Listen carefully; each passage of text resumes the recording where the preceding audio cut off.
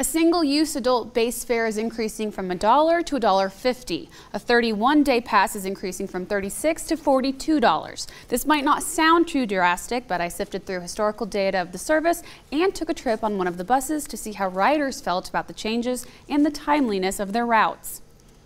I do find it important because those who can't drive or have difficulties walking, the bus is a great way to get around.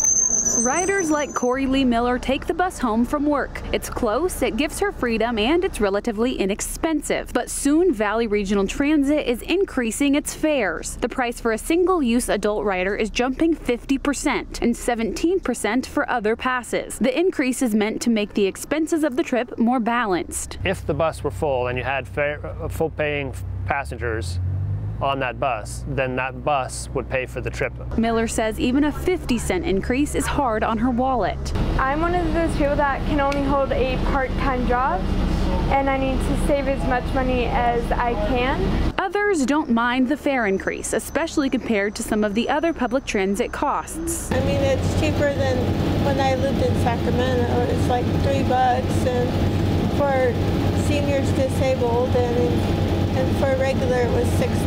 So. If riders are paying more, they're expecting to be paying for their transit to be on time, which isn't always the case. As the valley continues to grow, traffic and construction are making certain routes, like Route 40 from Nampa to downtown Boise, late, more than 50% of the time. It runs on the freeway, which tends to have, of all of the roads, that one tends to have the most variability in terms of its route, in terms of its running time. However, since 2016, the percentage of buses generally on time has gone from 68% to 72% on time. On-time performance is defined by a route that's less than 1 minute early and less than 5 minutes late. According to their data, every year the total number of stops has increased, which is in part due to better data collection, but the opposite is true for the number of riders. Recently, the trend has been down, which has been mirroring transit trends across the country, as well as gas prices. So as the gas prices come down, transit ridership also tends to come down. Not every cost is increasing by 50%, but every pass price is increasing by some manner. The increase starts in October.